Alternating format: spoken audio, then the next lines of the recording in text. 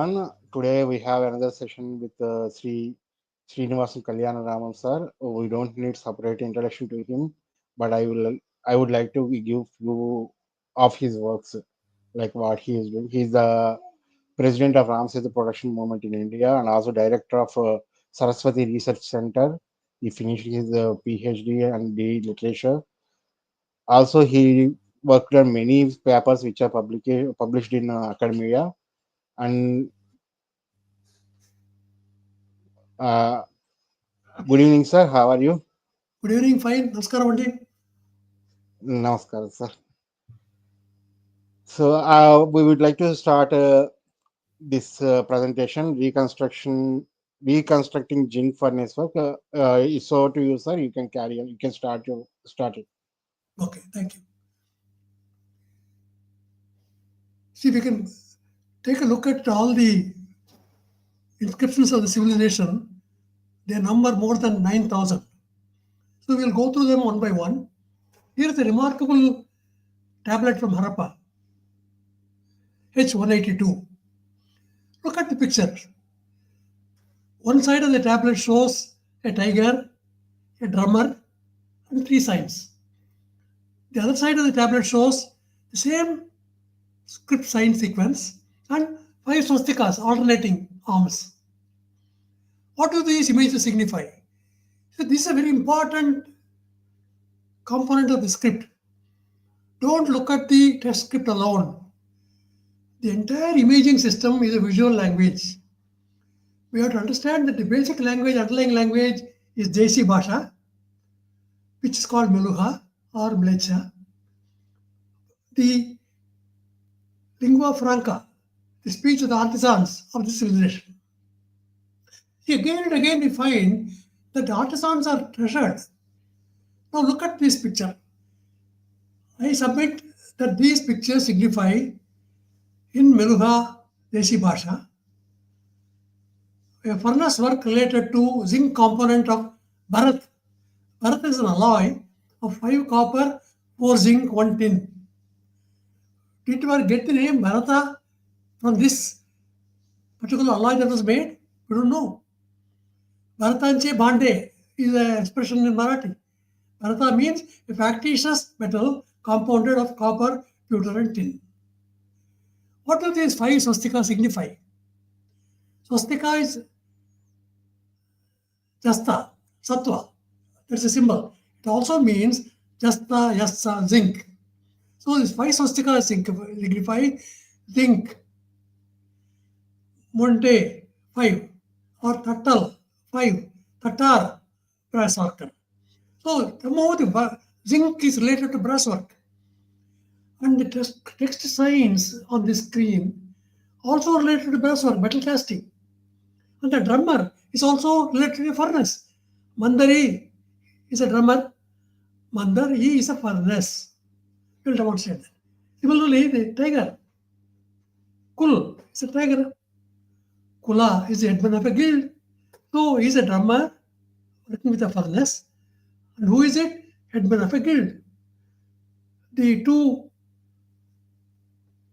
bangles look like almost like a drum. They are also mandar. They also signify dula, 2 metal casting, or kar, bracelets, kara, blacksmith. Then the 2 signs, 2 linear strokes, are dula, 2 rebus, dul, metal casting. The last sign is the typical sign 342, which is the rim of a jar, karana, karana, ear of a jar, rim of a jar, karana, accounting messenger. So metal casting of blacksmith, messenger. So metal castings of blacksmith are being conveyed as a cargo manifest. Then that's explained in the second slide. The components are zinc, copper, pewter, and tin. And the message of text script message is the same. Metal castings of blacksmith, cargo. Okay. So the beautiful structure of the script has got to be understood in the archaeological context. We can't take it out of the context. So this Harappa seal is a magnificent signifier of industrial scale activity that's going on related to creation of wealth. The artisans created the wealth of the nation. Artisans created the wealth of the guild. Sreni, next please. Sir, I have a question. Should I ask now or Yes. should I ask in the end? Yeah, go ahead. Sir, why would someone will create a seal like this if they want to represent their guild? Yeah, they are trying to communicate the details of the cargo. They are saying from where it has been sourced. It has been sourced from the blacksmith, and it is from the headman of the guild. That Kula. Kula means headman of a guild. Kul is a tiger. So tiger signifies an artisan guild chairman of the guild. So these things, the entire tablet is made as an accounting document. They are accounting the cargo and creating a manifest information of what has been communicated. Maybe they might have taken multiple copies of this and it wrote to the boatman who took it along. There's a possibility. We are only making a guess.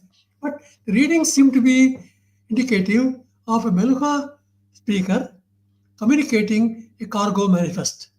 Okay? Next, Got it, please. sir. So this what does this inscription say in simple? It is representing some guild or any information is passed down to us. Yeah, see, definitely, because the drummer, why is it showing a drummer? Is there a drummer at work? No. Or is there a proclamation? No. There is a word for a drummer called mandari. In fact, the mandari becomes a mandra sthai. What is the meaning of mandra, sir? Mandra in Sanskrit means a musical system where the drummer creates that musical tones. The 7 tones that are there, Sarigama Padanisa, that's mandra. The low tone created by the drum with the bass tone, that's what signified. Mandari, mandra. How does that related to the guild? I mean, it is Because- totally different. Yeah, because we are seeing the word, the drummer is very clear. What is the word for the use for the drummer in those times? I looked at all the dictionaries of all the languages and I found the closest fit is that of Mandari in Santali language. Mandari in Santali language means a drummer. And there is a documentation of metallurgical work done in the Ketri mines where Mandari is declared as a furnace. We'll see that in the next slide, okay? Sure, sir. Yeah. Look at this. Significance of the mandra, you asked a question, beautiful question. Mandra is a drum. Mandriya is a drummer. So Santali word is mandira, mandari, mandariya, a drummer, drum musician. The rebus, similar sounding word is mandari, blast furnace. Can you believe that? Mandari is a blast furnace in the language of the artisans of the Ketri mines. Then the rebus 2, the drummer is Mandar, village headman. Smelter with Mandari blast furnace. So village headman is working with the blast furnace to produce something. That is listed in the manifest. Kul tiger, Kula, chief of a corporation or guild. Mandriya, drummer. Mandari, drummer. Mandarin, drummer. Tiger with mouth open. Yokara. Yokara is making the sound yo. He's a blacksmith. The tiger is a blacksmith artisan. Kul tiger, Kul working in iron, blacksmith. Kul, Kulan, Kolodu. So the H182 Harappa tablet in brass leaf is a magnificent rendering of the mandra low tone by a drummer using a drum. So the drummer tone becomes in Sanskrit language a mantra, a musical system of dung dung da da da dum dum dum. That drum creates those sounds. That's what's thought to be signified by the word mandra, mandriya. Okay, so that is how language evolves. During the Bronze Age, when they invented the zinc and used it as an alloying metal for copper to create brass, pitala, beautiful. So we are able to see, explain this in terms of the language of the people. That is the beauty of this tablet. Okay, next please. Okay, I will show you why I call Mandira a furnace. This is a very beautiful report, a technical report. The concept of alloying or mixing two metals in molten state was known. Dvandvana. Additives were used to alloy otherwise incompatible metals. Turmela, Dohadvaya, melanascha. The process of addition was known as nirvapana. Specific alloy systems were known. Two kinds of brass. Low melting alloys, putiloha, copper plus lead alloy, or sulvanaga. Golden colored alloys such as brass or suvarnaka. Five metal alloys are panchaloha or ratnaloha. The iron lead alloy or varanaga. This was called a mandira furnace. Mandira is a furnace. That is a beautiful documentation that we are able to get from an archaeological report, from a metallurgical report. Okay. And this has been documented beautifully by Arun Kumar Biswas. I have given the technical details. You can go through it in course of time. Next, please.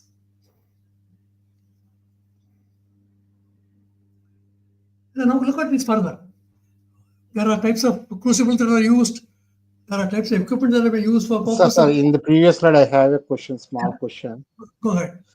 Yeah, here you mentioned some Panchaloha. It is mentioned in the some book, but within the Panchaloha there is a Rasaratna Samuchaya. Rasaratna Samuchaya. So my question here is, Panchaloha means it should include iron too. Exactly. But if you observe historically, iron is not found in India before 1500 BCE. No, iron has been found. In fact, I will come to that in one of those slides that have been made by Gullapalli Pravina has conclusively established together with Gregory Possel that iron existed during the civilization time. I will prove that with evidence. Okay. So they were working with different types of metals. So they were trying to gain knowledge about the metallurgy. So it was the initiating stage where the people were surprised by the mere stone and earth taken from the mines is able to produce this kind of wealth. And they started working and gaining the technology. The technology words are invented by the people of that civilization, Meluha words. They became the lingua franca in almost all languages of our country. That's how the languages evolved in our country. It was a unifying force. Sir, according to you, when did the Iron Age started in India? See, the 3rd millennium BC was an incredible amount of activity was going on. That was the core of the Bronze Age. So during the Bronze Age, they came across variety of metals, and they try to understand the property of these metals, and they were also mixing them. So the beauty of the Indian artisan is the creation of brass. That is copper plus zinc. Then creation of bronze, copper plus tin. Of course, they were getting tin from somewhere else. That's in the Mekong River Delta. That's a different story.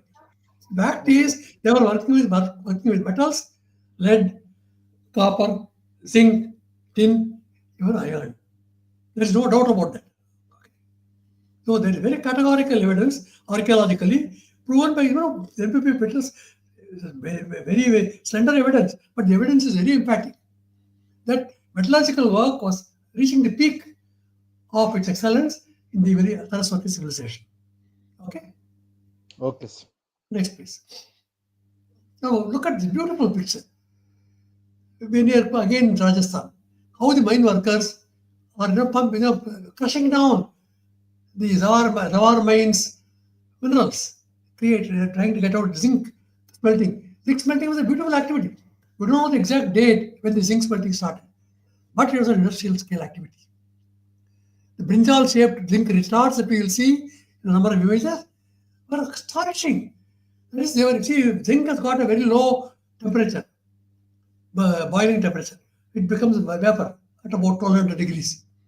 But they were able to create a mechanism whereby they were able to capture the zinc vapor and solidify it as a liquid and powder. They were able to extract zinc from these mines, even at a low temperature. They created a very beautiful structure called that retort, where the distillation process was taken up for distilling the vapors of zinc and making them into liquid and powder. Okay, zinc vapor was converted into powder. Beautiful. And that zinc became a very important component. That's why swastika was so important in our wealth creation activity.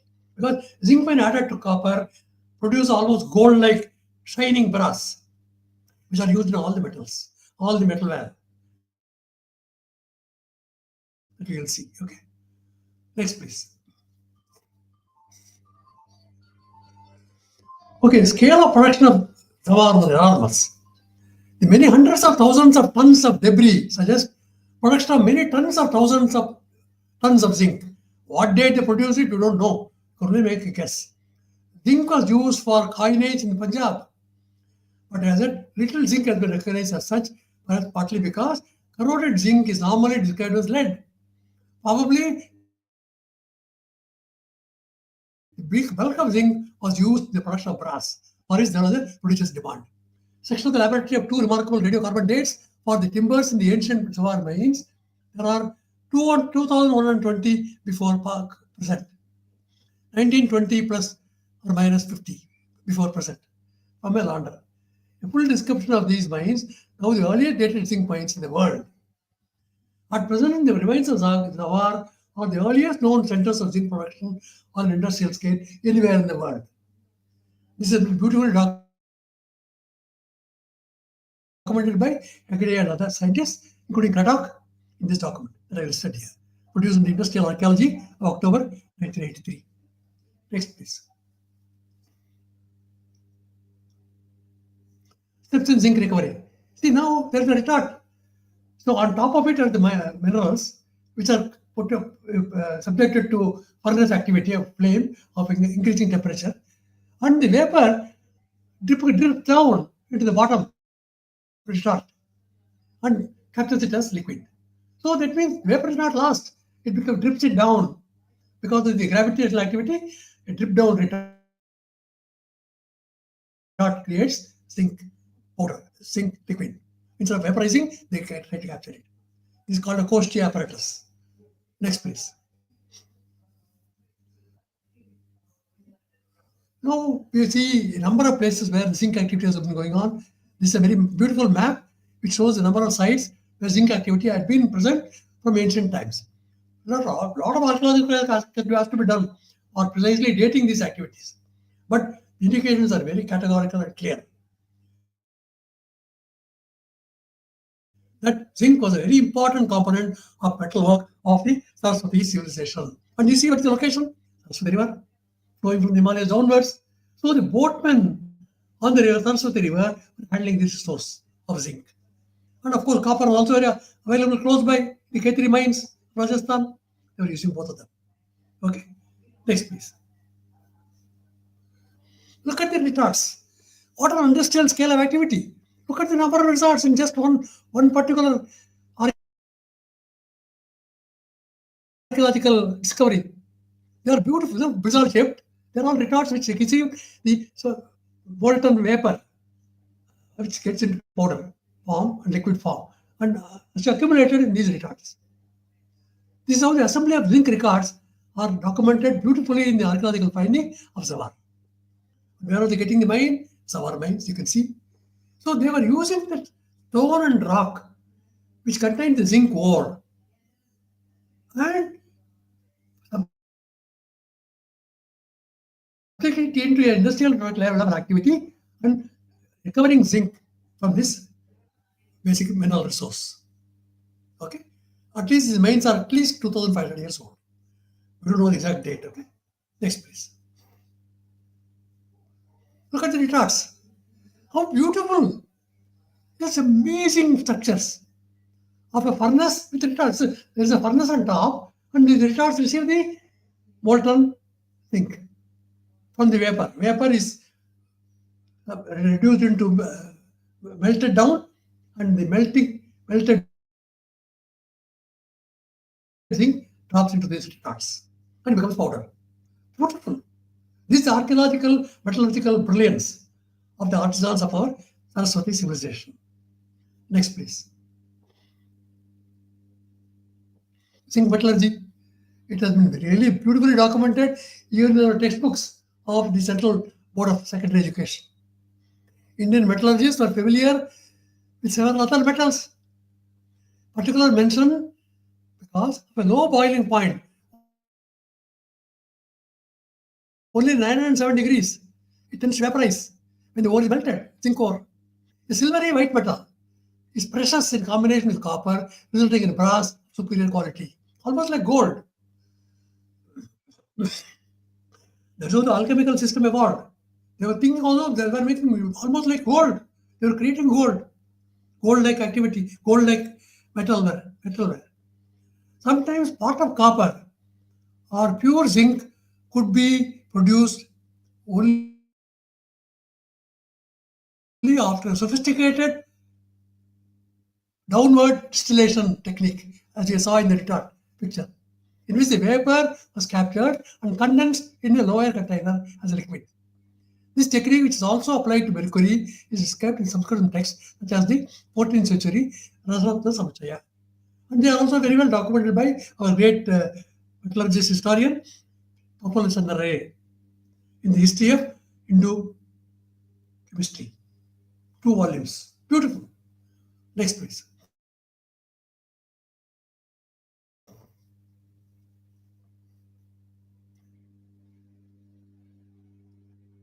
This is one of the oldest mining sites in the world. This is a specimen of a retort. Look at the structure of the retort. They were making it very solid. They don't miss out even a single iota of vapor. Everything is captured down into liquid form. And abundantly, the zinc was available in abundance. The only place in the world where we have got so much of zinc. So India had the exclusive privilege and the competence in metallurgy to make use of zinc at an industrial scale. Okay? And they have all been very well detailed in a number of technical documents. Next, please. Evidence of zinc in ancient India. The primacy of zinc is known right from 2nd millennium BC, well documented. And of course, in the 4th century BC, it becomes a very important component. Even the Bharata coins, Parada coins, include zinc as a symbol in the coins. The Mesolithic site of Bagor in Bhilwara district of Rajasthan also yielded a few copper arrowheads. How do you get a arrowhead? You must have a copper alloy. Some alloying with them, either adding of lead or adding of zinc. So we go through all the materials and subjected to the detailed provenance analysis and detailed analysis of the components, we will be able to figure out how the metallurgical competence evolved over time. Okay, we have got also similarly in Rothal, we got evidence of brass. Atlanjikera, also we have got evidence of brass. Next, please.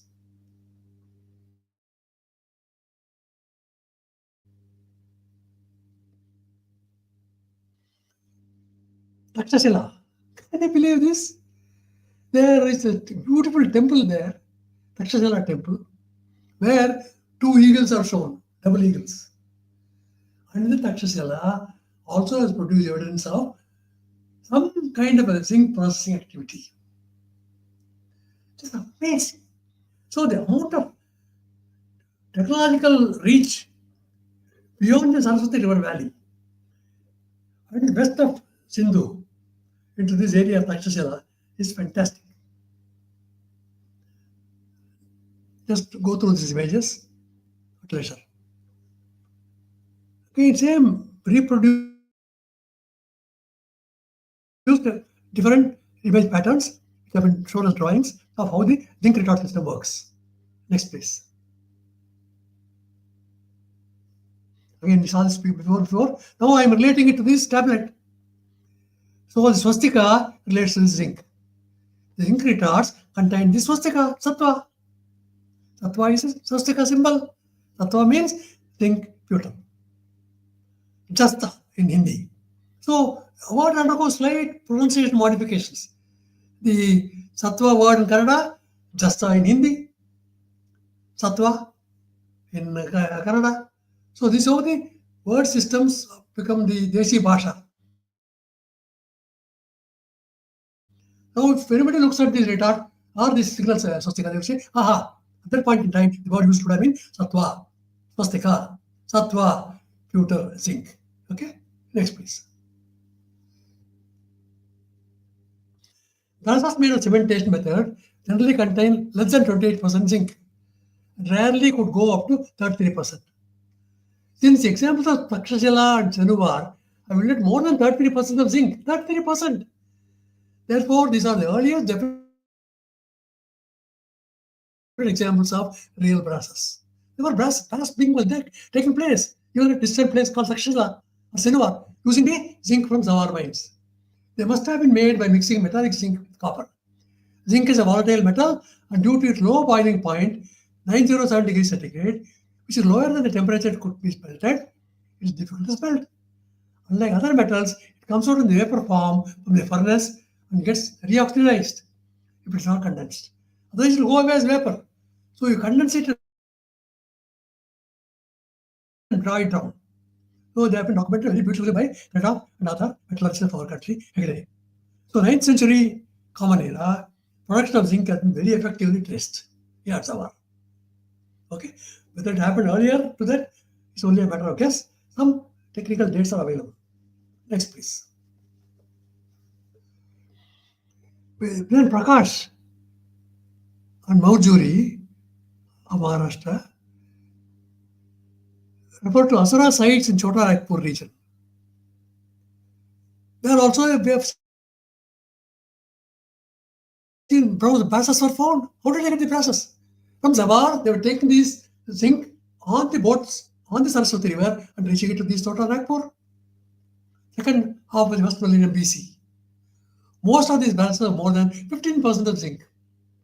And some of them contain between 22 to 28% of zinc. This kind of evidence clearly points out they were made of a cementation process. Copper and zinc were cemented together to create brass. Okay? So, and technical details explained in the report quoted from the archaeological report. Next, please. Kautilya's Arthashastra, again 6th century before Common Era work, is one of the earliest datable 4th century text for mining and smelting of metals. It refers to tamra, copper, lead, sisa, tin, trapu, and brass, arakota. Arakota is a combination of ara and araka, brass. Ara is brass, arakota. Kota is a combined with ara, brass, bronze, kamsya. This, of course, bronze includes tin, copper plus tin, and tala and iron, Congolese report. Brass has also been frequently mentioned in ancient Sanskrit and Buddhist literature. It was popularly known as Haritha, Riti, Ritika, Arakota, Arkota, Pitala, and so on. So common word is Pitala, pewter, where it's a combination of zinc, lead, and copper. Pitala. So the brass work. So different words existed and pinned down, and some of the common words got into lexicons of all the languages of our country. That's how the language evolution took place from the base Meroga words. Meroga words are Deshi language used by artisans of the civilization. Okay?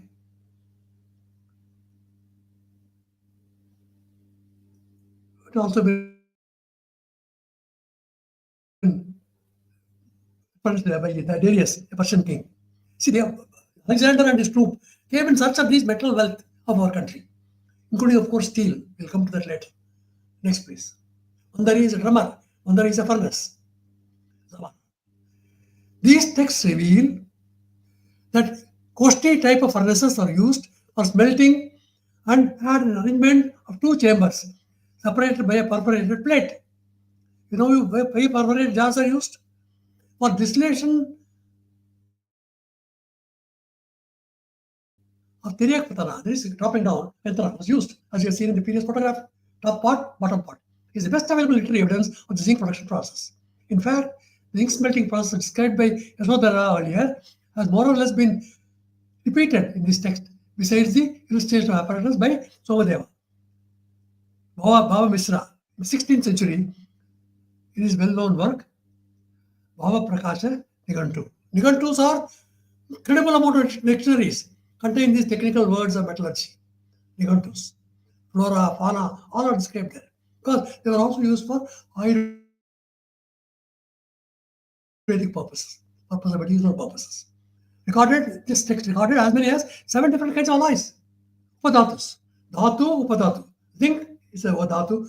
Upadhatu is combined, creating brass, bronze and brass. He has recorded two different kinds of brasses, such as Rajariti and Brahmariti. We said, they were inventing words to describe the precise nature of the material they were coming across, depending on the percentage of the combination of metals. Besides, two other types of brasses were used. So, as I told you, Bharata, the word which shows copper, pewter, tin, incredible. That's called Bharata. So, Bharata was repeatedly used as a mixed alloy. Variety of mixtures were being tried out with different percentages. They are all beautifully documented by Professor Sundar Ray in the history of biochemistry. Next, please.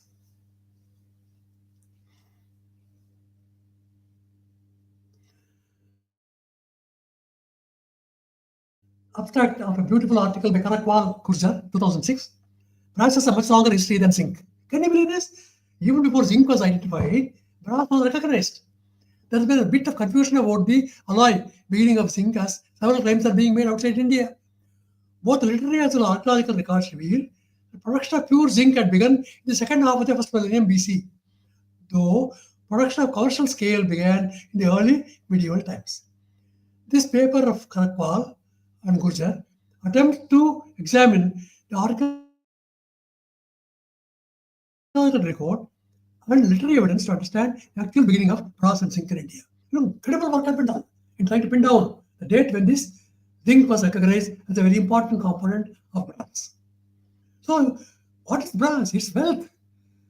From using pots and potware, we are now able to work out with metals and create metalware, both as equipment and implements, and also as metalware used in the kitchen. So, the firm evidence for smelting of zinc is known from Rajasthan. The antiquity of mining various types of ores in Rajasthan go back to the Bronze Age, 4th millennium BC. See, they were getting all these minerals. Only as they were thought to originate for hundreds of years, they were able to pin down the nature of the material that was being used, the nature of the mineral. Kaneshwar Jodhpura cultural complex records incredible amount of copper and brass work activities. Evidence is there archaeologically. Both these Ganeshpura, Ganeshwar, and Jodhpura complexes have yielded over 5,000 copper bronze objects. We got to only depend on these objects to see what was the component of zinc, what was the component of tin, and what is the component of copper and other lead and other metals, different alloys, combinations. So we have to do incredible amount of metallurgical work in pinning down the beautiful competence that our artisans gained over a period of time. Next, please.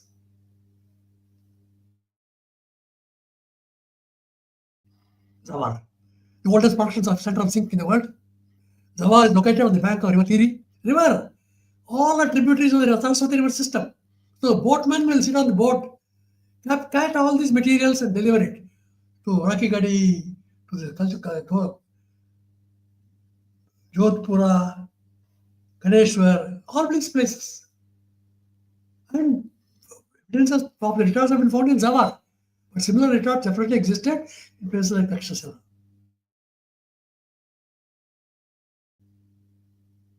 Next, please. Okay. Who is that guildman? Who is that guild master? The squirrel is the guild master. Shestinkar is a squirrel. Same word, Shestinkar means guild master of blacksmith artisan. Aitareya Brahmana. Can you believe this?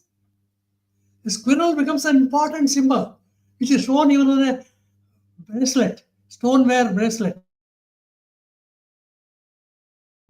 It shows the symbols of the artisan. So these are all professional identity cards of the people working in the guild. Beautiful. So look at the two signs.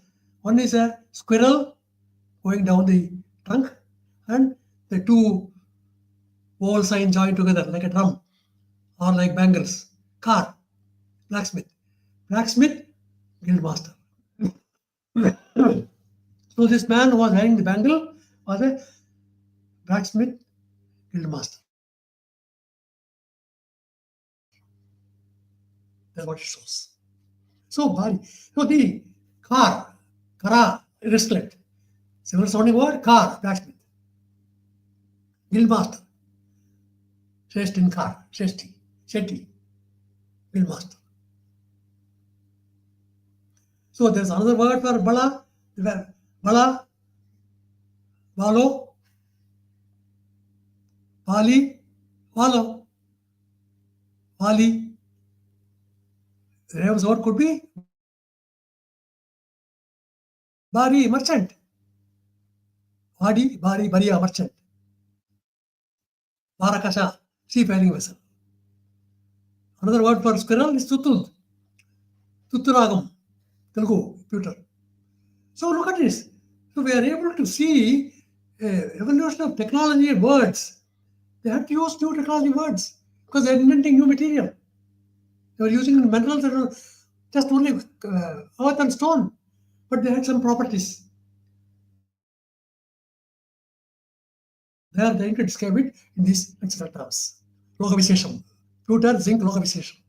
Is Uttara Telugu dictionary, okay? Next, please. Look at this. The origin or the wild ass of Kutch area. Beautifully shown in these seals. How many of them? Look at the numbers. Definitely more than 10. Then they got ways to join together the tail with 3 small little indentations. There's koli, tail, kol, tail, kol, working in iron, kol hay, smelter, kara is the donkey, kar is a blacksmith. Beautiful. And the word used for kanda, arrow is shown. And notch is kanda. Kanda means equipment. Kanda, implements. So, kanda, arrow, notch, kanda implements, implements of the blacksmith. Kollam, the kol who is working with metals. Iron metal. See, pure differentiation of metal into different categories of specifications of iron, lead, zinc, etc. Evolved over a period of time. But they were working with metals. The earth was being used to create metal. Varieties of metals. Okay? This is how the script itself evolved. The evolution of the script of the system, induscript corpora, can be clearly related to imaging system. A visual language is being used to communicate information. Because those words are found in all the languages of our country. It was a link of the Desi Bhasha was a unifying force in that period of time. Next, please. Early history of zinc. Kannada in his Endeavour magazine. Although zinc has been known for some over 3,000 years in the form of brass, the alloy with copper, the preparation of the metal itself, is of comparatively recent origin. So that's what we know. But we have definitely found Zawar brass early in the 3rd millennium BC. But the process of how the brass was made has been slowly understood over a period of time. This article of Kannada describes the early history of zinc with special reference to ancient Indian smelting works at Zawar. It's an extraordinary document. Next, please.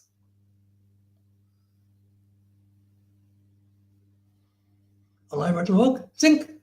Look at the seal. On one side is zinc, the swastika, on the other side is the bull. Bull is what? Bharat. Bharat. Similar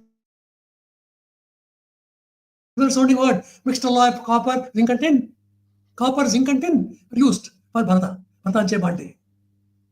And same thing we see in another seal where the tree is shown in a hedge. Kuti is a tree. Kuti means a smelter. Hedge is vritti. Kuti vritti, smelting profession. In Kuti vritti, They were working with zinc and rice. This is what these images indicate. Next, please.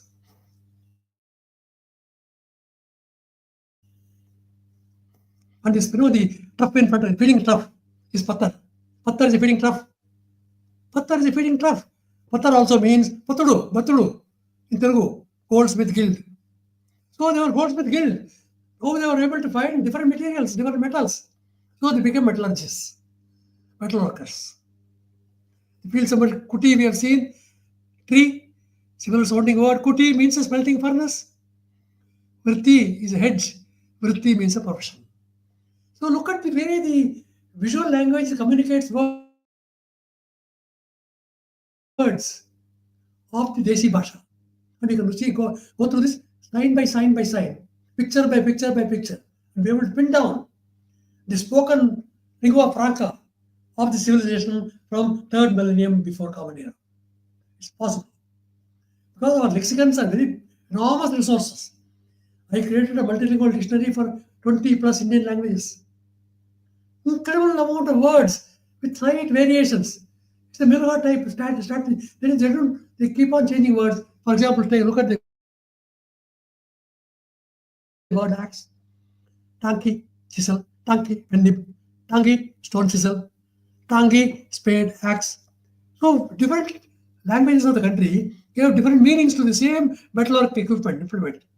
But similar sounding, tangi, hatchet, tankashala, mint, taksal, taksar, taksal, taksal, then taksali, mint master. So there is, they were slowly getting into an activity where a group of people got together into a guild, created a Sreni, and started working. This is how the language creates an incredible amount of resource of information, a source for identifying the historical evolution of metallurgical competence in the country, in the Saraswati and Sindhu river valleys. Next, please. Swastika, we have seen the bull, Bharat, Balad, this ox. The sounding word is Bharat and Bharat, Mr. Lai. Pattar is a feeding trough, Pattar is a goldsmith guild. And we have seen the word Sattva, Swasti, good fortune, Sati, well being, Sattva, symbol, artificial mark, Sattva, zinc, Jasta, zinc, Tau, zinc, pewter. Then we have got a sign here, which is like a corner, Karach corner, Kanchu, Telugu, bell metal. Pali word Kamsa. So bronze, so they're mixing up brass, bronze, different words, but they were using it in the dictionaries. Kasa, Kanjo, Kah in Assamese, the bell gong, bell metal. So Kasa word, Kanchu word, they all were trying to indicate pure bell metal. Kahi in Assamese. Kashi, bell metal, symbol in Gujarati. Okay. Next, please. So it's very important to understand how the language evolves over a period of time. So the Milha is an incredible source where different pronunciation options are available, but representing the same base core component of the indicative word. For example, the word that 5 strokes, linear strokes, 5 count, but it's not 5. It's indicative of the word tattal, means 5. It's a slang term signifying a symbol for 5. Tattan, it's a goldsmith. Tattar is a brass worker, Tattakara. Look at this. Hindi, Tamil. Tatravadu in Telugu. So the words created new lexicon, a new way of communicating, lingua franca, of identifying the competence of the specific artisan. Tatera, Punjabi, is a brass worker. Tatera in Hindi, brass worker. That's signified by the 5 strokes, 5 linear strokes. So 5 linear strokes are not numerical count. They signify a particular Milha word It is called rebus rendering related to brass worker. Okay, same thing goes for the rim of a jar. Karna, rim of a jar. Karna, dispatch messenger. So, cargo manifest, where these material are taken on the boat and sold to different areas for bartering transactions, trade transactions. Next, please. Again, we come back to the where we started, the beautiful tablet of Harappa. Now we are able to pin down that Mandara drum, Mandariya drummer, Mandari furnace. So a drummer, a drum, a furnace. Those are signified by these two pictures of two sides of the same tablet of Harappa. And of course, we have seen about zinc. Zinc is total five zinc items. Tatar, brass worker. Katera. Okay? Next, please.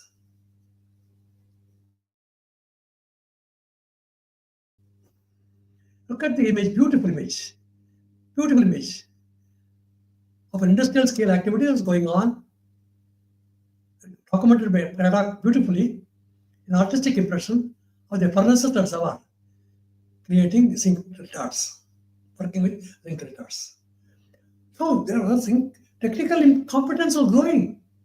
So they were able to create new technologies, new structures to be able to extract that zinc, which is a tough mineral to handle. Beautiful work. Industrial scale mining, smelting of zinc at Zawar by these Mandariya drummers and Mandari furnaces. Next, please. Mandariya drum, Mandariya drummer, Mandari furnace. We have seen again how Zawar is settlement in Udaipur district, about 10 kilometers from the banks of Gomati river.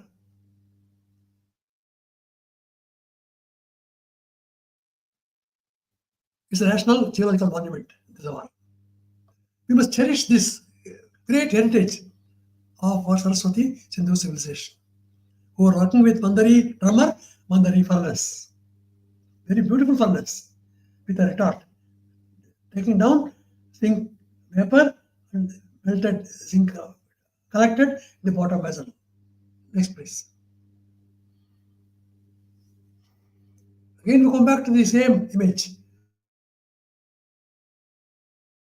of the brinjal-shaped retort, how the collection was being carried. So we are able to now reasonably well reconstruct the historical evolution of the technology related to zinc smelting and capturing the vapor into liquid form and powdery form. Next, please. Same picture you have seen before. It is quoted in some other document of material sciences. Next, please.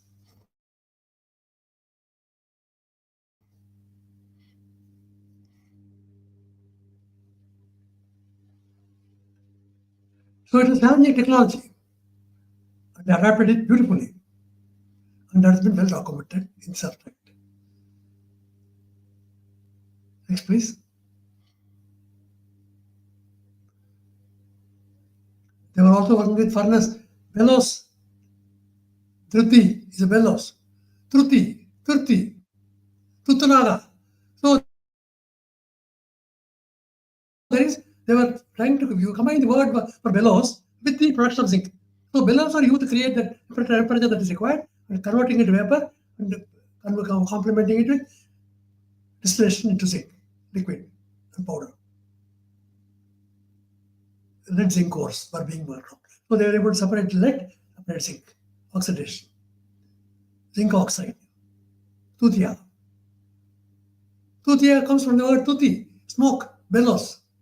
Next, please.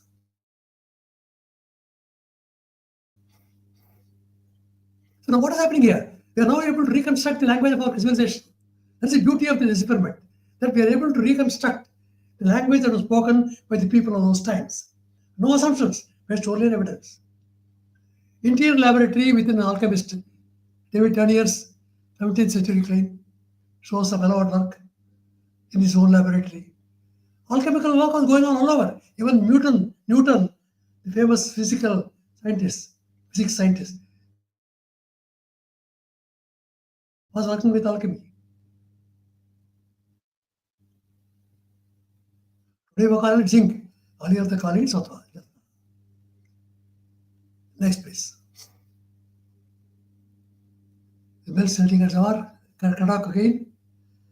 Earliest zinc production in India. So the details that have been provided in the metallurgical manuscripts is fantastic. All of them got to be used in the context of any decipherment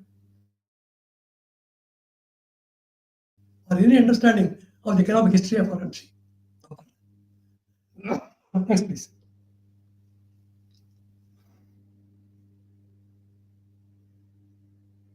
Again, pictures of the zinc retard, varieties of shapes of retard that were being used, and quoted beautifully by Kadok in his masterly document, archaeometallurgical document. Terrific work.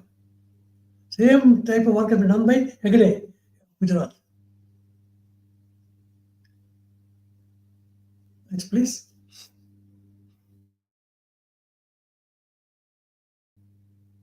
Again, some images of the metalworking. Very close information. We don't know what metal they were working with, but it gives you a general idea. What was the shape of the smelter, the roof of the smelter, and those roofs are comparable to some of the roofs we have found in our own sites in near Mathura, Bhuteshwar, where the Shivalinga is shown on top, and with its dwarfs working in those rooftop that zinc topped roofs of the smelters. Next, please.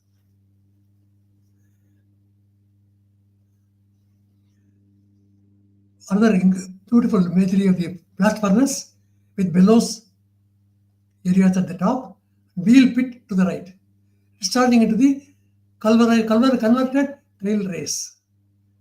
Matthew Ponting. And crucibles are drawn beautifully. So this is an example of a crucible, almost like looks like the U sign symbol in the script. It's referred to as a bati furnace, crucible furnace. That's U. Remove vessel is karna. This is bati. Bati, crucible furnace. Bati, iron. Bati furnace. Next, please. So look at the rooftop. They are typical smelters. Look at the rooftop in Indonesia, where Vinayaka, in a dance step, is in front of Bhima, working as a blacksmith, forging a sword. On the right is Arjuna, working with bellows. This is from the Mahabharata of Indonesia, called Bhima Swarga. Bhima is the hero of the Mahabharata of Indonesia. So the Bhima hero, in front of him is the dancing Ganesha. What is the dancer? Karna is the dance step. Karna is the dispatch messenger. So the brass work of this Bhima has been carried by his messenger. So Ganesha, Vinayaka was showing a dance step that he is the dispatch messenger. He is a scribe of this documenting the work done by Bhima and Arjuna. In this smelter, what is this smelter? Look at the rooftop. Compare with the rooftops on the left side. That shows a smelter of a blacksmith at work, producing a metal sword. Could be bronze, could be iron. We don't know. Next, please.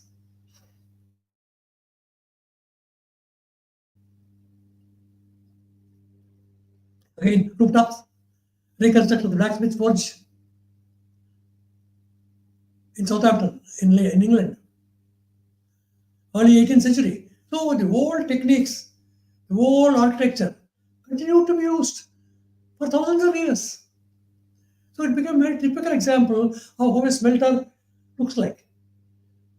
A triangular rooftop with tiles or tin sheets and smelting. Next, please.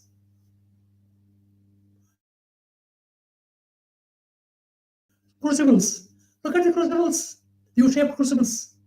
Agricola illustrates the copper smelting in Germany and 16th century crucibles for melting copper from Lower London.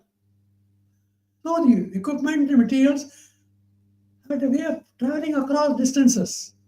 Same type of crucibles have been found all over the entire Eurasia, including Burma. Crucible furnace. A small scale. For producing buttons, maybe crucible steel also was produced. We'll see about it later. Next, please. Bharata, we have seen in the mixed alloy. The tree is a leafless tree. Konda. Konda, Rame's word is Konda, circular guild hamlet. Look at the circular guild hamlets. Scores of these circular working platforms have been found in Harappa. What are these? They are industrial activity of a Konda. Circular guild hamlet.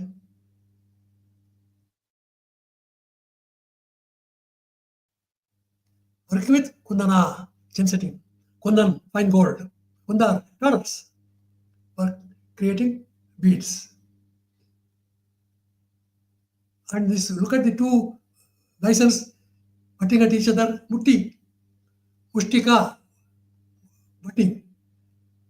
Mustika is a goldsmith. Muttu is an instrument. So, instruments from this leafless tree, Konda, circular working platforms of goldsmiths. And for the description of the 24 dots, we'll see about that. Next, please.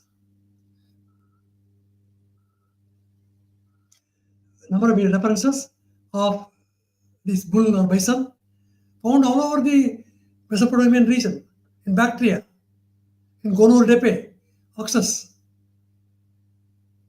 How come this ox or the bull or bison becomes a symbol of the Meluhan competence? He is a worker from Meluha, travel all over the place and transfer the technology of metalworking. Bharat working, Bharat alloy working, Bharat alloy metal. Worker in Bactria, Gonur Depe seals. Next, please. Bison, Bharata, Bison, Bharata. Again and again, see, these are the seals from Persian Gulf, Dilmun seals. They contain two standing persons. Why two? Dula means two, Dul means metal casting. They were metal casters. That is their trade. They are professionals. That's why the two standing persons. And such two standing persons have been found on the seals of the induscript corpora, in addition to the seals from Persian Gulf. Next, please. We also found a very beautiful ring.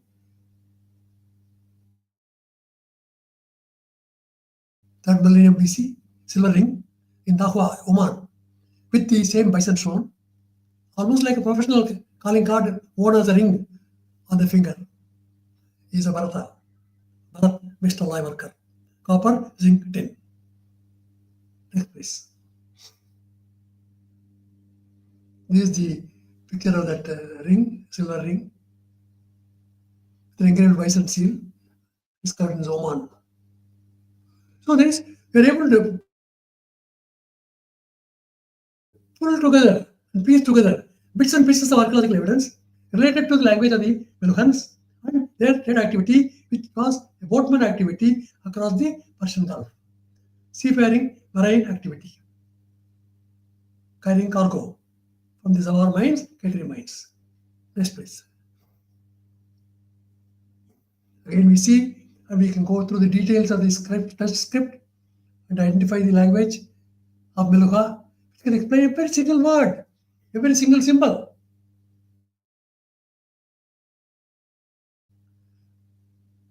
Which are compositions. The fish has got two types. One is with fin, another with a slash. Every one of these symbols can be very clearly explained in Meluha Desi Bhasha. The guild speech. Guild speech recorded in our lexicons. So we are now trying to see how almost all the languages of our country contain memories of the past, the words that were carried from time to time, from century to century, and remembered and documented in the lexicons of the particular language. That's how the language evolution has taken place in our country from a linguistic area, Sprachbund, language union, where people speaking from different language families work together and absorb them into their own and created different language lexicons. That's Melbourne. Next, please. Sir, this presentation is completed. Yeah. I think we Sir, have time. We can continue with next slide. yeah, we will go to the next slide, sir. Before we go in, I have a question, sir. Next How slide, did you please. related the bison seal with See the bison. other civilizations? Yeah, see, bison seals in shown in front of a feeding trough. The feeding trough is the key indicator. It's called pattar. The corresponding word in Telugu is batudu. Pattar means a goldsmith guild. So that is why the feeding trough is shown in front of the baran. Bharat. Yes, it is shown in Indus seals only, not in other places. Yeah, of course, it is here shown also in Persian Gulf seals. It's also been shown in seals that have been found in Mesopotamia. I'm sure these are Persian Gulf seals which show same bull and bison. Look at this. Gonor tepe, Oxus civilization, Bactria show the same type of bull. This bull is a signature tune of the Saraswati civilization Bharat. Bharat. Bharat is an ox. Okay, sir. Okay? This presentation is completed, sir. Which one would you like to go for another one? Pick up with the next slide. Yeah, I would like to go to the answer marks. In any slide, we can continue with this presentation and use the next half an hour for completing our session. Okay. This is a beautiful professional calling card. This has been found in Kejri, Gujarat, in Haryana. Not dated, the provenance has not been precisely identified. It's not an archaeological find, it's a surface find. But the remarkable thing about this seal is, this particular copper anthropomorph is, it's got images showing the unicorn and the image of a ram with curved horns and with the spread legs of a human being, and on top almost a boar. And the three lines are in Brahmi. So original copper plate has been superimposed the Ramescript at a later date. We don't know the date on which this writing was taking place. But the image of the unicorn and the shape of the entire anthropomorph seems to be very old. We'll see that. Okay. Next, please. Similar anthropomorphs have been found in Shorajpur, in Uttar Pradesh near Gorakhpur. And on the chest of this unicorn, on this anthropomorph, is shown a fish. Fish we have seen is Ayas. Aya is a fish. Ayas means alloy metal. He is an alloy metal merchant.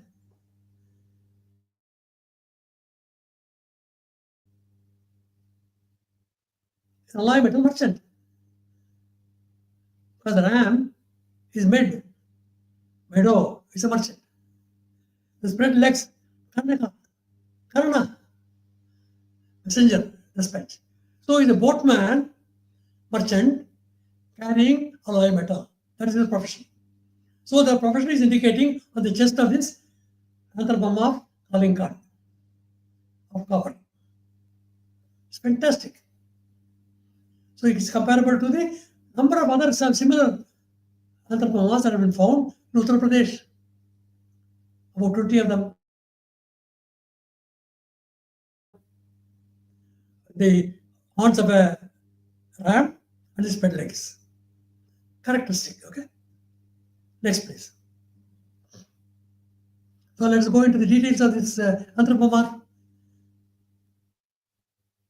We see the arms. Karu is an arm. Kara is an artificer. Karu. Menda is a sheep. Med is iron. Meadow is a merchant. Karnaka, 2 legs spread in Atharvaveda. Karana, tribe, accounting. Karana, messenger, dispatch. Karnika, separate prime minister of state of super cargo of a ship. Meadow, Karna. Alloy, metal merchant. Correct. So the proclaimer is a Bata worshipper. Bata from this. And of course, we'll see about the unicorn and its horn. It's a very characteristic information related to Badia, the castrated boar, Santali. Badi means a caste who work in iron and wood. So a carpenter, you work in wood, you work in iron, maybe you are making wheels of cart with an iron rim or metallic rim. So iron worker in iron or also in wood. It's called a buddy. Buddy. Next please.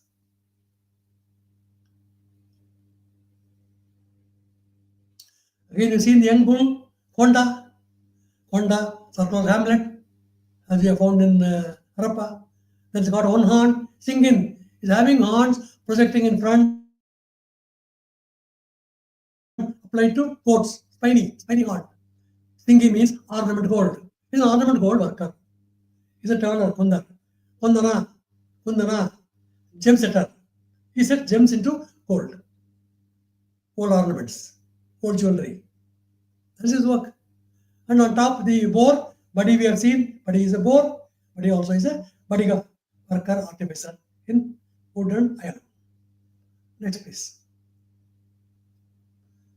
Buddy also is a merchant. The Brahmin script is very significant. The Brahmin script reads Samnya ki majita shadaya. Only 3 lines.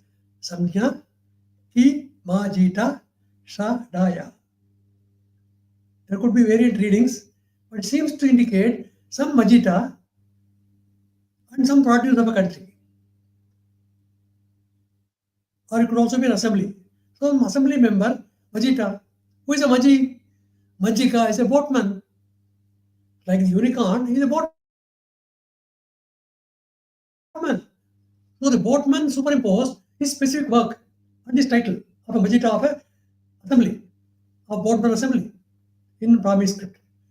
We don't know the exact date on which the Brahmi script was written, but the superimposition of the Brahmi script on an induscript artifact is very remarkable.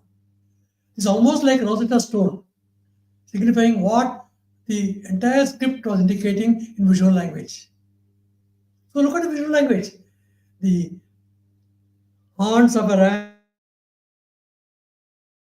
ram or arms, spread legs, and boar on top, and the chest of the anthropomorph, the unicorn. These are all visual language indicators of Peluka, Deshi Bhasha, lingua franca of the civilization. Okay, next please.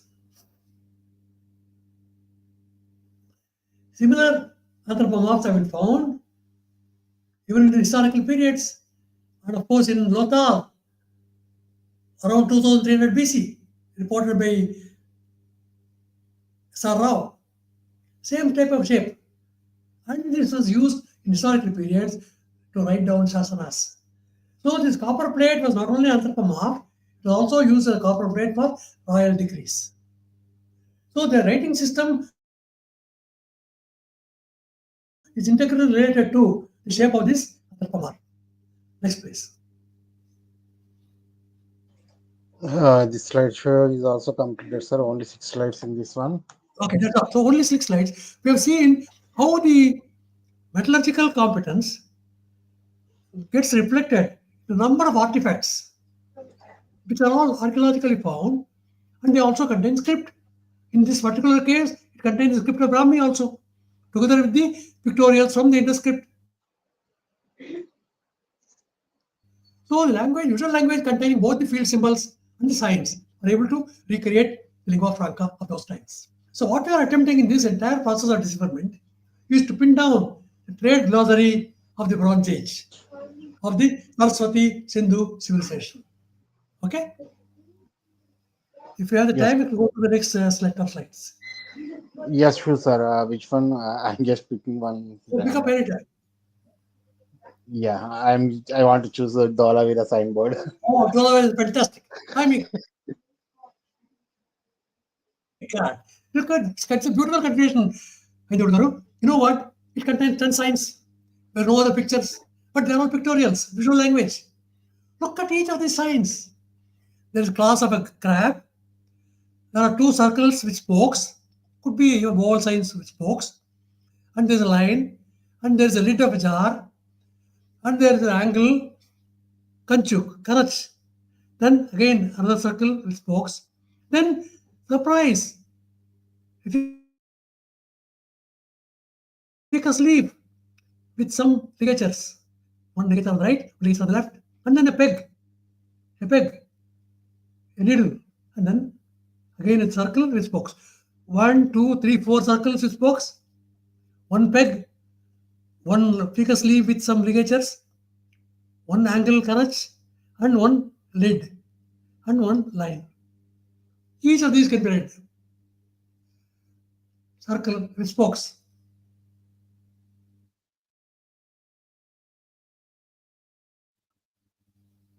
Arka, copper, gold. Sark in Pashto language means potter's wheel. Arka means copper gold. So this spoked wheel indicates Arka, Sark, Pashto, similar sounding word, Arka, copper gold. Ara is spokes, Ara, Arakota, brass. Brass, copper, gold, Kas, copper, gold. Then Dhatu is a class of a crab. Dhatu is mineral ore. Dhatu crab plus Dhatu mineral ore. Then the lid. Usa is a cover. Musha is a crucible. Muha is a furnace produce. Then one line is Koda. Koda is one. Code means a workshop. Worker, artisan's workplace. So Dhatu minerals. Two circles. Tula, two. Tul, metal casting. Metal casting of copper, gold. Workshop. Crucible. And Karach. Corner. Kanchu. Bell metal.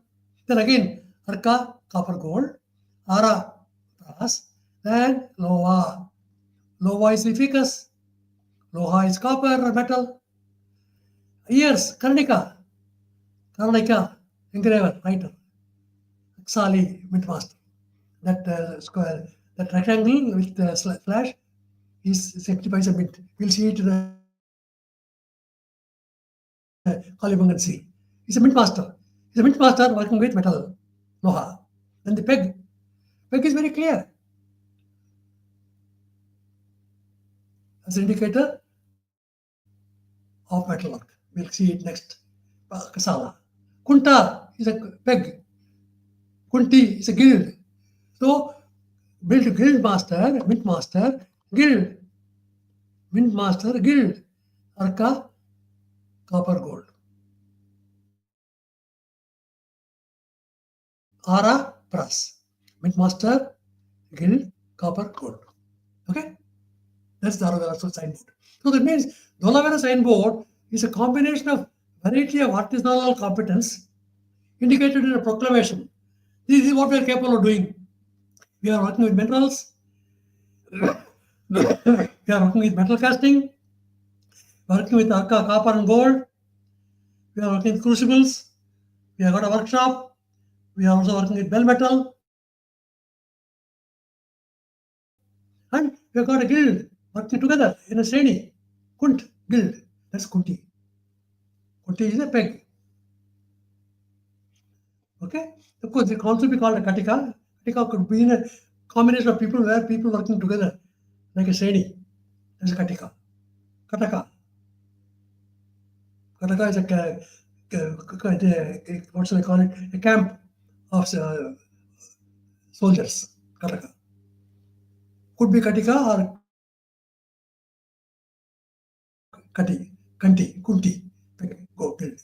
Peg is the key indicator here. It's a guild. So Dharavera signboard is indicating it is a guild of metal workers working with copper, gold, and bell metal. Okay? Next, please. This was done beautifully. In fact, if we have the time, Haindavudu Garu, we can play that video. You can click on the Twitter link. Possible, you can click Yeah, it here. Nashidug Sara. Yeah, I will play it in a second, sir. Next Give me time, a okay. minute. I So will. this video beautifully indicates how the discovery of the Dholavira signboard was made. Beautiful. Any other time you can go through it later, but I'm giving you the link, okay? Next, please. And surprisingly, many of the signs in the Dholavira signboard also occur on metal implements. So metal implements carry the same sign, set of signs. Is it not beautiful? So that means metal workers were recording their metal competence on the metal work themselves. Metallic articles themselves contain these symbols, text script. Incredible number, which is the meaning of the Dholavira signboard. You can't have more integrating, complementing evidence than this to show what was the Dholavira signboard supposed to signify. It's not a prayer, it's not a Rigvedic mantra. It's simply a work of artisans producing wealth.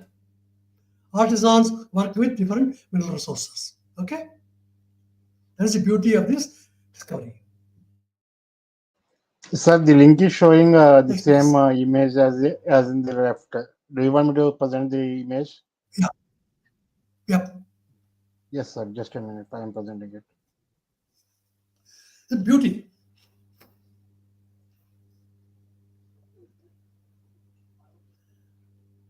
So look at this. So, yes, sir. Look at this beautiful signification of not only the Dholavira signboard script, but also the script components that have been used on metals,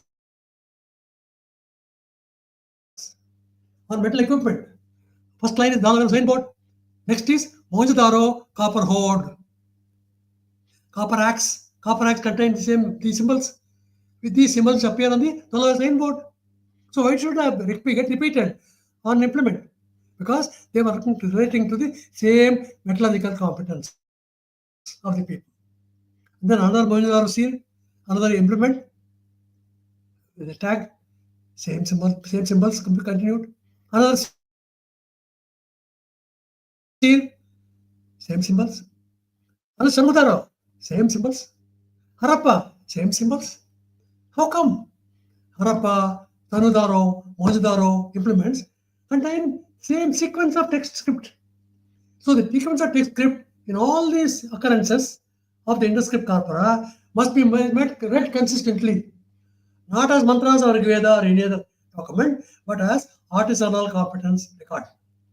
Two spoke reveal circles. Dula, two, Dul, metal casting.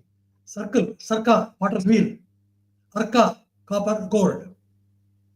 Ara, spokes. Arakuta, brass. Brass, copper, gold. Metalwork.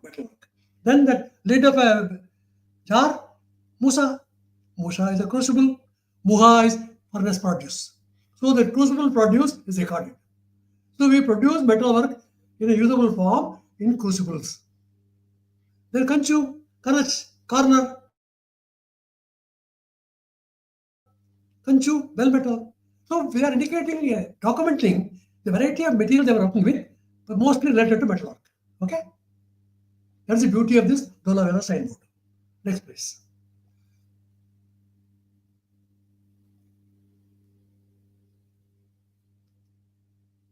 Adherent in front of a person standing within an arch,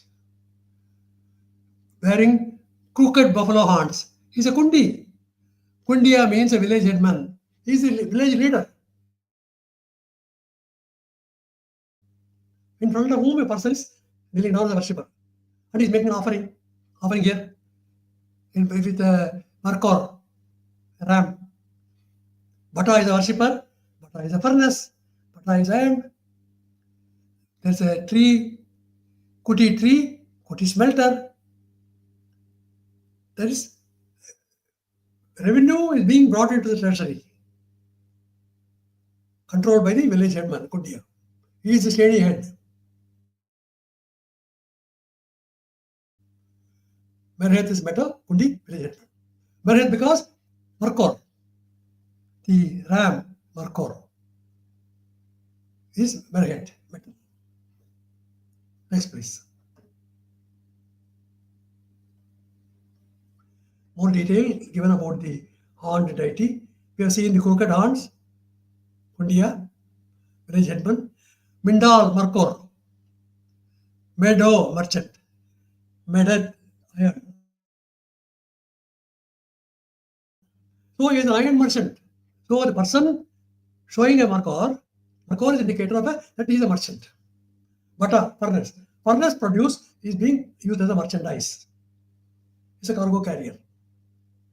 Okay, and then the beautiful arch contains ficus leaves. You have seen ficus leaf, lova, the ficus glamarata. Loh means metal copper. This is what it indicates. Manda is an arch, Manda is a warehouse. So, copper warehouse. He is in charge. So, the man, village headman, with a copper warehouse. Next, please. So now you can see the Dolavera signboard we have found near the footsteps, the entrance into the Dolavera complex, contained these signs as a clear documentation, a proclamation, an advertisement board, which can be seen from a long distance. So there are very large signs made of small little bits and pieces joined together beautifully and creating this right script. It's a stunning discovery of a wooden signboard, which is a proclamation of the competence of the metal workers of Dolavera, artisans. Next, please. So, part of the discovery that was made on the ground, the workers worked on it, cleaned it up, and found these signs. Amazing! What a privilege to be able to witness this discovery. It stunningly demonstrates the sheer competence of the artisans. So who created this civilization? Who created the wealth of the nation? Artisans, seafaring merchants. They were the treasure, they were the guild. Next, please. Kunti, Katika, peg. We have seen that Kunt is a community. Kunt also is shown by a Zebu. Kunt also is Zebu. Zebu also shows the same meaning. Kunt, community. Kunti, peg. Beautiful. Next, please.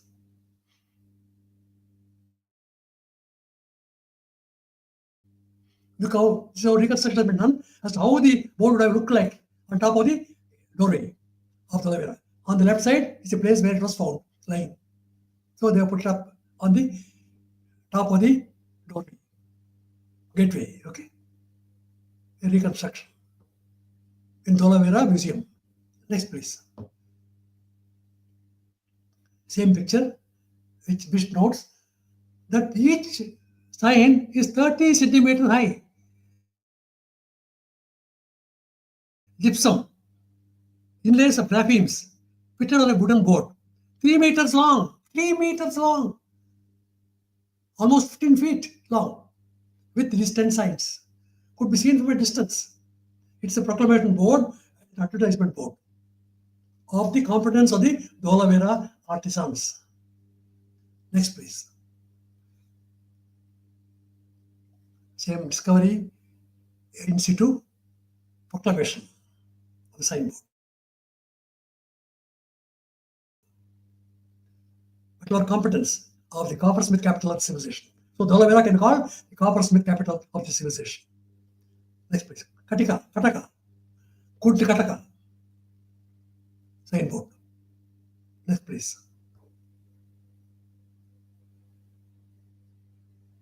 I told you, circle, look at the Pashto word, circ, potter's wheel, and in gold also. Potter's wheel, circ, arka, gold, copper. So the wheel shows arka, copper, gold in reverse. Simple sorting word, homonym. Then for us, it can be shal, it can be ara, or spokes, ara spoke. Then similar sounding words, eraka, any metal infusion, ara, brass. Okay, next please. peg and circle. Read them together. Arkashala, Kunt, gem setting community. They are gem setters. Kunt, gem setting company, community, guild. Sark, potter's wheel, Arka, copper, gold. Arkashala, goldsmith. Next please. Same. Repeated. Next please. That beautiful sign, 327. It's a ligated sign. On top of the ficus glomerata, 2 ears are shown. One shows a mint, another shows a ear. Karna ear, Karna, messenger, Karma, dispatch. Another is a mint, Tankashala. Tankashala, Karna, Loa, copper, gold, metal. Next please. Ear, Karna, Kara, ear. Kara can be blacksmith. Karna can be dispatch. Either way, whatever reading, they can reconstruct the words that would have been the lingua franca of those times. We get a reasonable idea of what is signified by the year. Next, please. What is signified by the mint? The two divisions, small little sign 241. It's a kambatam. Kammata is a mint. Kammata is a mint. Coinage. So the ficus sign together with that mint sign shows it's a copper gold mint, copper metal mint. Copper smith, new mint. Kara blacksmith. Okay, next please. Why do you say that divided sign 241 is a mint? Kalibangan seal shows very clearly how a fish is tagged on to that sign 241. Beautiful. You know they're trying to indicate the alloy metal mint on this Shesti car symbol. Shesti car symbol is tagged on to a signifier of a Aya fish, Aya's alloy metal. So alloy metal mint. That's what is I used to communicate by the tag on the sign 241 on this particular seal of Kalibangan.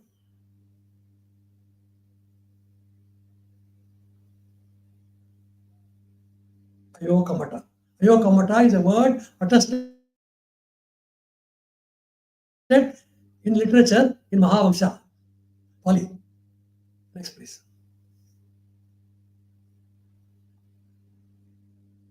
Sarka we have seen, potter's wheel, Arka, Ara, spokes. Next, please. So we can see the combination in sequence, how the expression can be arrived at. Kanda is the notch, Kanda is implements, Tankana is the lid, or it could be Musa cover, Muha furnace produce, or the shape is the Bandhin got, Kutila bent, Kanchu Muha, could be bronze or bell metal. Next, please.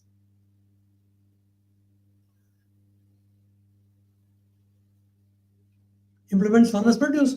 So the U sign crucible, furnace, Bata rimless, white both part, Bata furnace. Then there are 4 lines, Kanda is 4, Kanda is implements, so it's implement furnace. Then we have again similarly, we can explain the ficus glomerata, Lova, Dula, metal cast. Next, please. Again, same thing. With repeated signs, the same repeated reading in Meluha. The tree with a hedge, Kuti tree, Kuti smelter, Ruti hedge. Refers what? Utti or Ruti profession, smelter profession. And then other signs. You can see one by one. Next, please.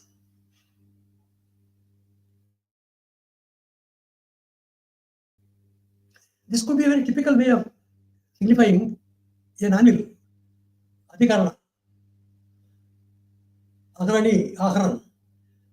Arne is a smithy. So this may be a signifier of the word Arne smithy.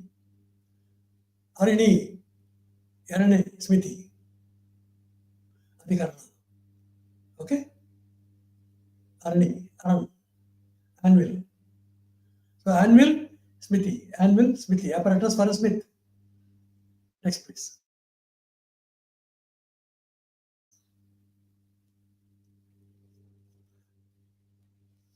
You can see the use of these signs from the Zola signboard on seals. The M268 seal shows a buffalo in front of a feeding trough. You see feeding trough means Pattar, Patudu, Guild, Pattar, Guild of Goldsmith, etc. Then buffalo you have seen is Arana, wild buffalo.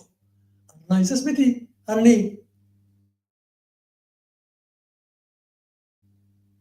Anvil, Arani, smithy, Arana, smithy.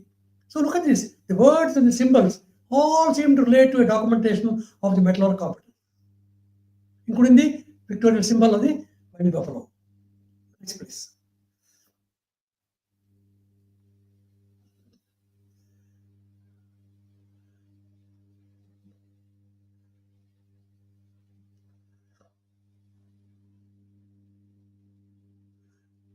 Next, please.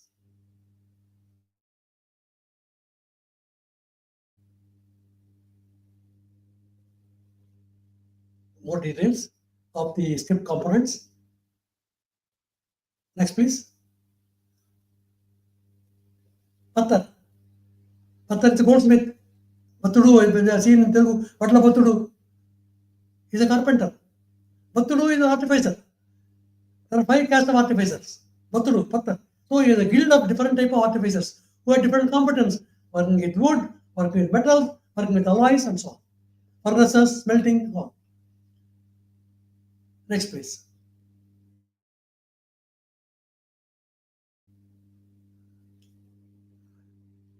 This is from Kanmer, a tablet. Contains similar symbols. That cover of a pot, that one line, and that twisted endless knot. They're all readable in Meluha. Next, please. Continued of the same Kanmer seal.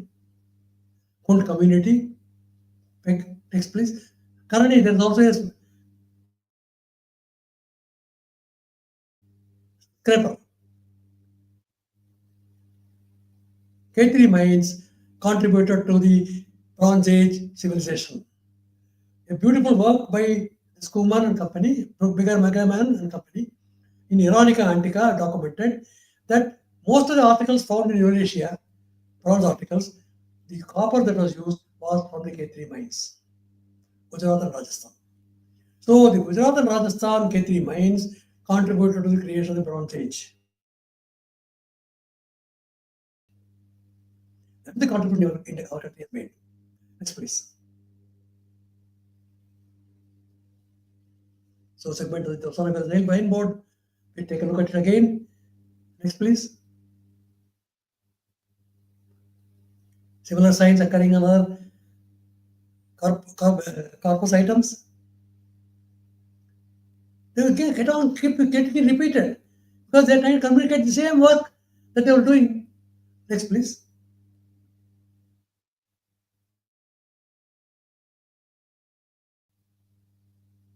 Sign 389, how it has been used in sequence. Muha means quantity of iron produced at one time in a native smelting furnace. That's what Muha means.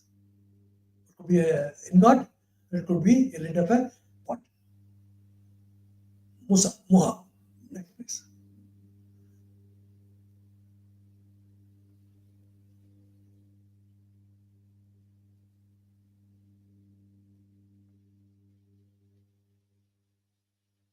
It's a very incomplete seal impression, but it gives something indicates to working with ingots.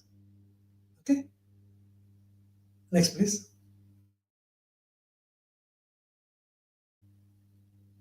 bar of metal, Kolu. Kolu is a sprout, bar of metal. Kolu, sprout, Kolu, bar of metal. So bar of metal was an ingot. That has been recorded very beautifully by Paul Yoon in his metallurgical monograph. Next, please.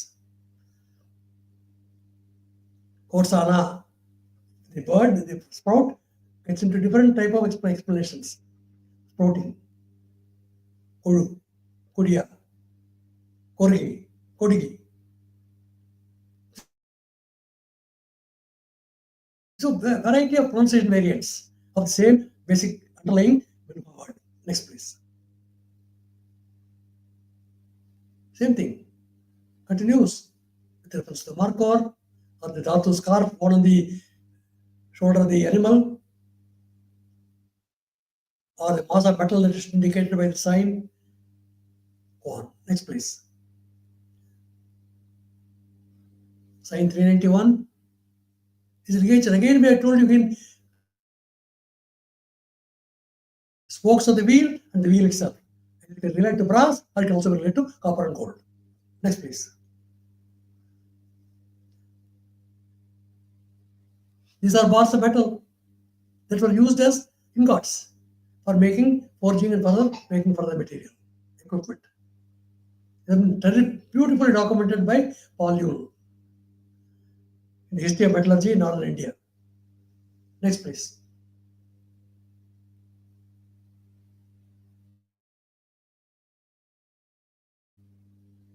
Working in iron. So that the tile of that onager that we have seen indicates koli, tile. Coal working in iron. So the blacksmith working in iron. Next, please. Same ligature, working in iron. Bell metal, working in iron. Next, please. Same story. We have seen how we mentioned about the equipment which contains the Zola signboard sequences. Here they are. This is evidence which shows metalwork. Then there's the Zebu, Kunt, Guild. Metalwork Guild. Seafaring Merchant Guild. Next, please. Again, equipment carrying the same symbol sequences from the Zola signboard. What more evidence is required to indicate that the induscript corpora is a documentation of wealth creation by artisans working with metal and wood.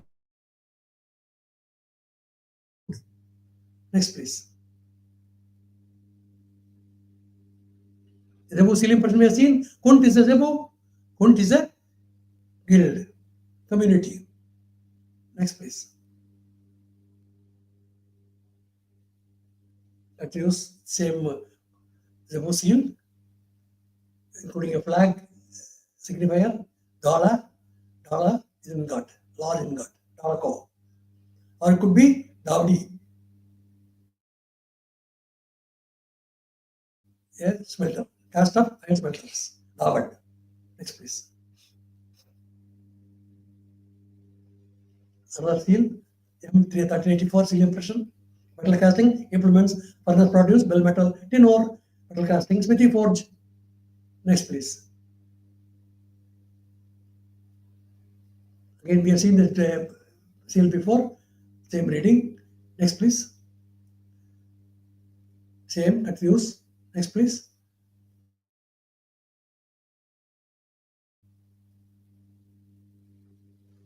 We come back to where we started with the tiger. Now this tiger is shown differently with the lid on top of a rimmed pot with rimmed vessel, and then a musa on top. Next, please. Musa on top. Next, please. Musa crucible. Timber. Cargo of timber and earth alloy metal. Next, please.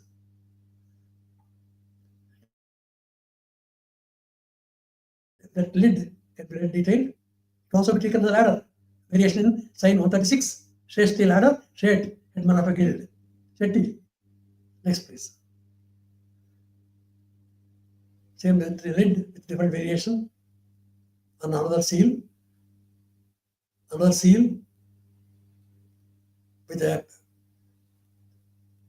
arrow and also circle the spokes of the Zolagana signboard. Next, please. Zolagana signboard again. Repeated on seal. Smoked weed on the neck of the animal. Melaka. Melaka is throat. Melaka is a company. Assembly. A copper company. Honda company. Working with worker platforms. Next, please. Circle the spokes on a pot. Next, please. Circle the spokes. Circle, circle, circle. Next, please. Like sun's rays. Arka, sun's rays. Arka, copper gold. Another way of representing same thing. Metalwork. Arka chala. Next, please. Sun rays in front of a kid. A small goat. You can read all the visual language can read completely. Next, please. Same Sarka we have seen. Next, please. Next, please.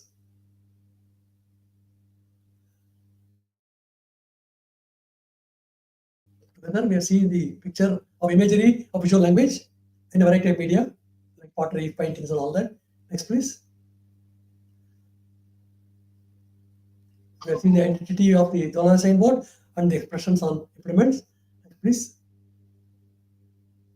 Again, go back. Is a recap. Next, please. Recap. Next, please. Recap. Next, please. Recap. Next, please. Now look at this. The circle on the throat. Company, copper gold company. Emphasis on the throat. Okay? It's very categorical that we are dealing with metalwork. Okay, with this, I think we can stop the presentation for this session. We can continue in next session. The same sequencing of simple symbols of the visual language of Meluha. We will be able to pin down the trade glossary of those times. Namaskar. Thank you very much, sir, for giving a wonderful presentation. We will continue in the next Saturday, same session. Thank you very much for joining the panel and sharing your knowledge. Thank you very much, sir. Okay, viewers, we will continue the session in the next Saturday, same time by 7 o'clock. Have a great day. Jai Sri Ram. Jai Ho Bharat. Thank you very much. Haindavudu garu. Namaskaram.